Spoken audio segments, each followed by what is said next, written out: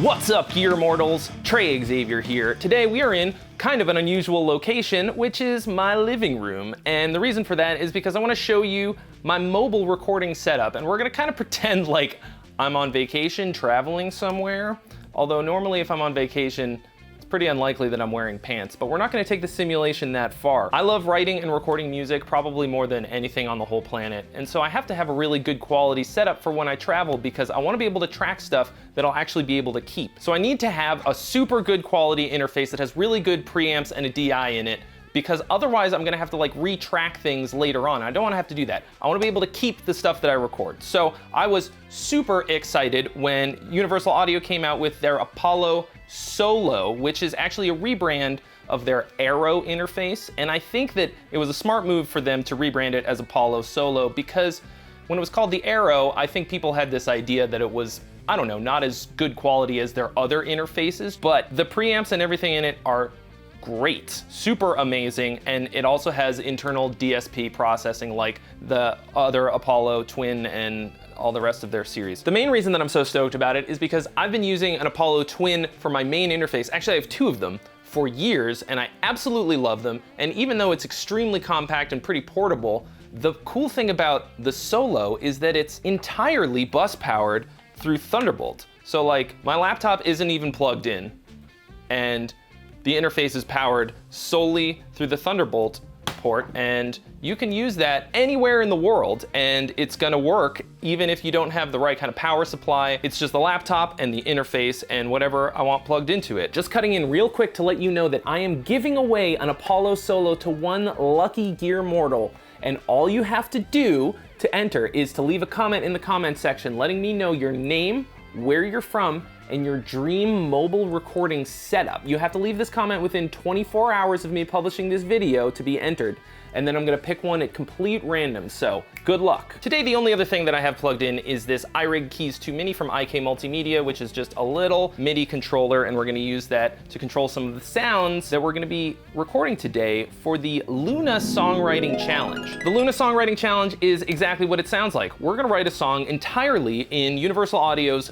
free DAW, which is called Luna. Now, it's only free if you have one of their interfaces, but it's new, it seems really cool. There are also a number of rules for this challenge. Has to be at least a 60-second composition, has to be 2 tracks recorded with what's called unison processing, has to be at least 1 track of their Moog Mini Moog plugin. You're not gonna have to ask me twice, love me some Mini Moog. Has to be at least 1 instance of their Shape plugin, at least 1 layered instrument of Shape, which means you're gonna have to add a couple different sounds within the Shape plugin, which is, it's like a sample library processor thing. At least 1 instance of Ravel, which is their piano plugin, at least 1 instance of Neve Summing, and then 1 multi-track tape instance on a track. And then you share the song and the production process, which you're watching right now, on YouTube with the Luna Challenge included in the title, which I'm sure you've seen up there. So let's get to it. So the rest of my mobile recording setup today consists of my Kiesel Leia headless guitar, which is probably the smallest guitar that I own and definitely the best for traveling, and then Hosa cable, a nice short one, literally straight into the interface. I just have some like regular old Bose noise canceling headphones.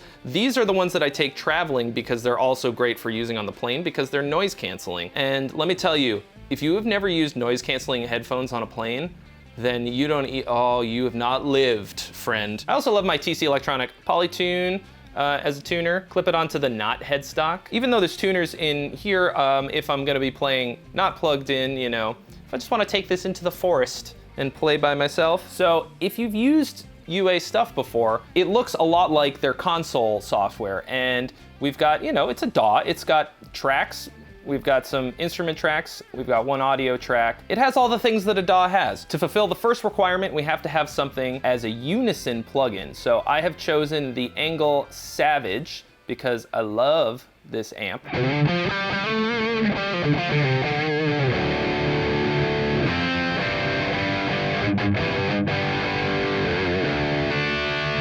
In addition to the Angle, I've also put this tape saturation on here and some delay.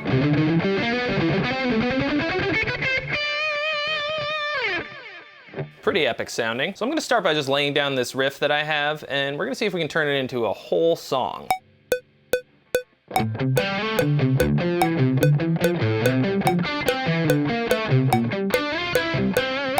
Not a whole lot to it, but it's a cool little riff. So far, this actually feels pretty intuitive because a lot of the controls are exactly the same as Pro Tools. Like the record command is just Command spacebar, like I'm used to doing in Pro Tools. The only thing that is tripping me up so far is that Luna automatically saves all the time. So if you hit Command S, it doesn't save. And I keep doing that just automatically. Like literally my left hand has this habit of just save, save, save all the time. And you don't have to do that with Luna, but I still have this habit. So that's gonna take some getting used to. So the next thing that we need are some drums. And Shape, which comes with Luna, has all kinds of drum sounds in there. But the one that leapt out at me as being the coolest is this vinyl hip hop kit.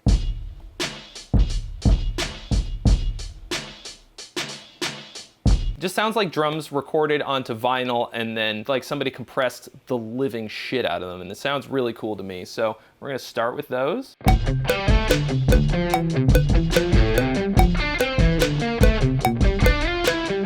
Something like that.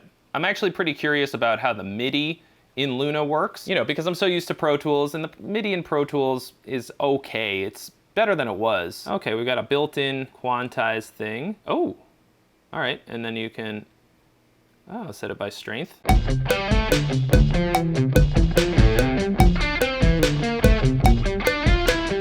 All right, now we've got a little bit of a beat going on. Let's see what else we got in here. Next up, let's take a look at this mini Moog. So it's just it's a Moog, it's a mini Moog. Look at it. As far as I can tell, it does all the things that a mini Moog is supposed to do. I am going to use it as a bass instrument. Let's get a little bass line going on here. You may have noticed this, but I'm not really much of a keyboard player, so it's gonna be a lot of quantizing going on.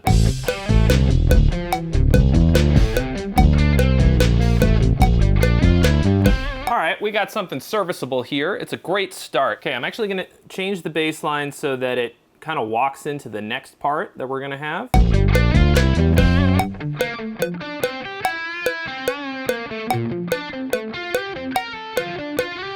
So I think what I've got so far is pretty cool. I'm gonna have it go again, and then I'm gonna add a layer, something to make it a little more exciting the second time around. So I'm gonna use my layered instance of Shape to do that. So one thing that is really cool about Shape is that they have a bunch of sounds from Spitfire Audio, which is like my favorite sample library company. So we got a choir, and then I'm layering in some strings as well. Just really nice. So all together we just get this thing that doesn't sound quite like anything else. The whole is greater than the sum of the parts, I think. My goal with this part is to find as few notes as possible that are gonna work with this part, because I just want it to be sort of a nice ambient layer, not to be really distracting.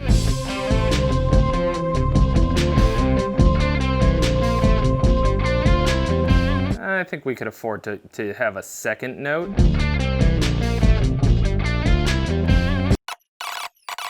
Even though this isn't like the one note ambient magic I was hoping for, because I think it's just not gonna fit the guitar part quite exactly how I imagined it. I think this is still simple enough, adds a little bit, doesn't shit all over the part.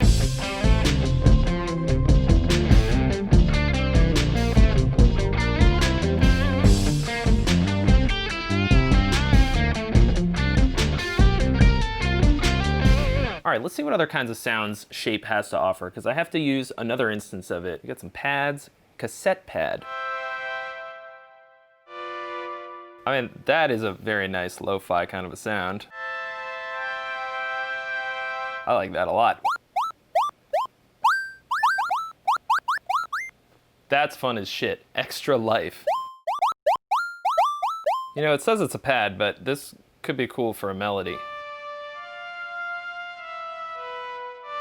This is one of the reasons that I like to have a keyboard, because even though I'm a guitar player and I'm not very good at the keyboard, just getting out of the guitar headspace and like the typical things that I do a lot on the guitar makes a really big difference in just how I actually look at the way the music is structured and the notes laid out. You don't have to be awesome at it to get something out of it.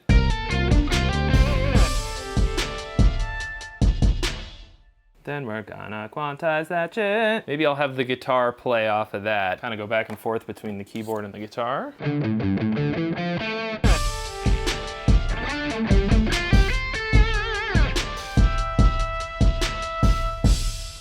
Tried to give it some vibrato. That doesn't work. Cool. So this actually is a big way that I work, going back and forth between the different instruments. Guitar is my primary instrument, but I hear the whole arrangement, and I want to hear all the parts as I'm going to sort of see if everything's working the way I imagine it, rather than just like recording all of the guitar and then coming up with all the parts for everything else. I got to hear it as a whole composition.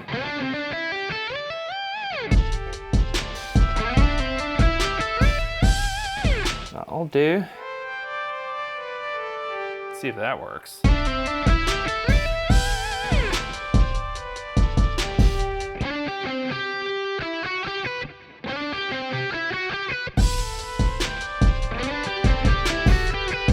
So that gives us this kind of a thing.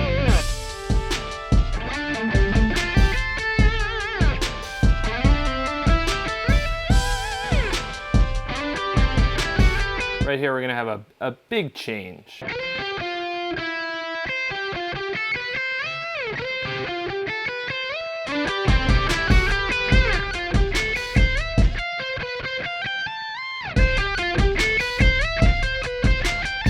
So now to finish this part out, I'm gonna do the most Trey Xavier move of all time, which is to do the same thing in a different key with a couple of twists. So I'm going to take this keyboard thing, I'm gonna copy and paste it, and then I'm going to transpose it to the key that we need it to be in, which is a fourth lower or a fifth higher.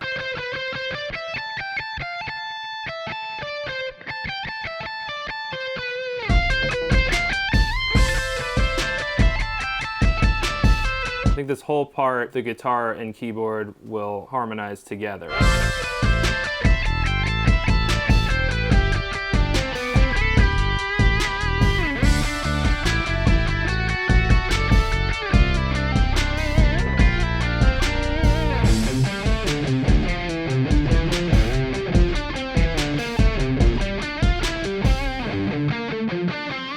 Cool, so that brings us back around to our theme, and now I can flesh it out a bunch more. The intro version kind of had this very super chill, low dynamic quality to it, and now I'm just gonna go all out.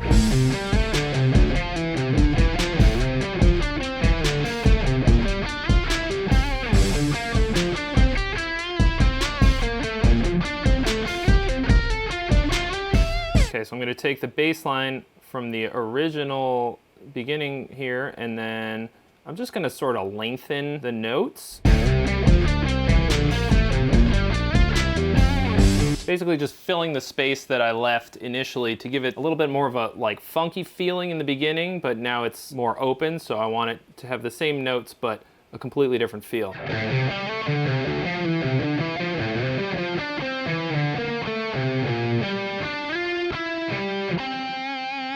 I think that'll do for putting a button on it, but before I can do that, I have to figure out how to do a tempo change in Luna. Okay, current tempo is 145.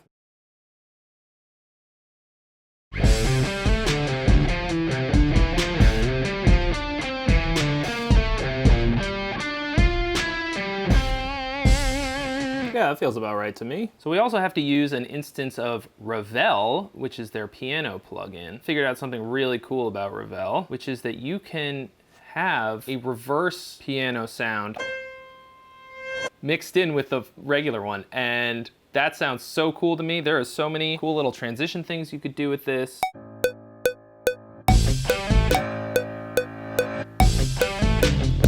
Okay, we're gonna adjust that so that it goes a little bit longer.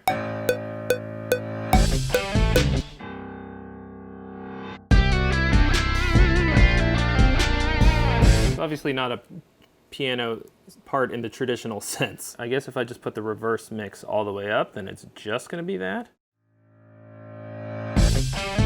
That's the sound, there it is. Okay, so for this part where we're kind of going all out, the big finale, I'm gonna double up this with the melody.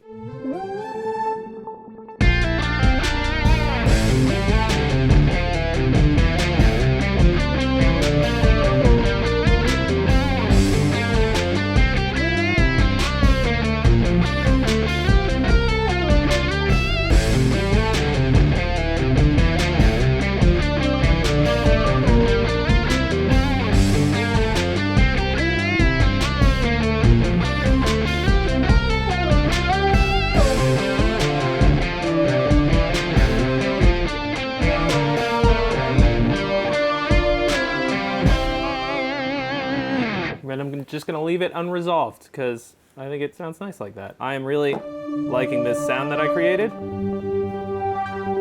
It's got a real kind of Owl City type of vibe to it. So yeah, I've spent basically all day on this 1 minute of music, and I think it turned out pretty great. I'm pretty happy with it, actually.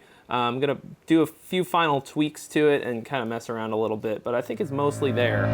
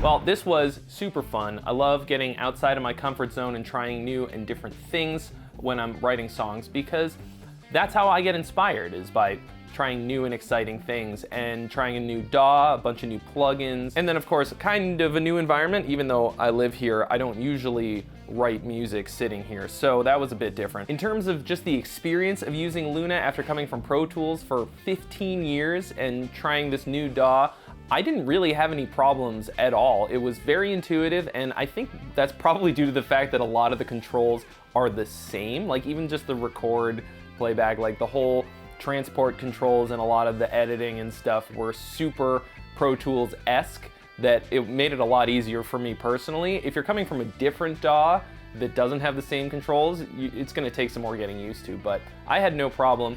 I think the MIDI, some of the MIDI stuff is more like Cubase and more like modern DAWs than Pro Tools. So once again, Pro Tools style MIDI is what I'm used to. So this took a little bit of getting used to. It took a little bit of, you know, just finagling to get it right. But I didn't come up against any like hard limitations in Luna. There was nothing in there that I couldn't do that I wanted to do. I know it's pretty much a brand new DAW, and I'm sure they'll be working out some of the kinks, but I didn't actually encounter any of those kinks. I'm very excited to have the Apollo Solo in my mobile songwriting and recording rig. I think I've got it basically where I want it. There's not a whole else that I would want to add to it, because then it becomes less mobile. So aside from like a microphone, this is pretty much all you would really need to be able to write and record on the road. And so I hope that I'm going to be able to use that a lot if we ever get to travel again. I'm very curious to know what you guys are using in your mobile recording rigs. If you have one, I want to know. Leave me a comment in the comments section.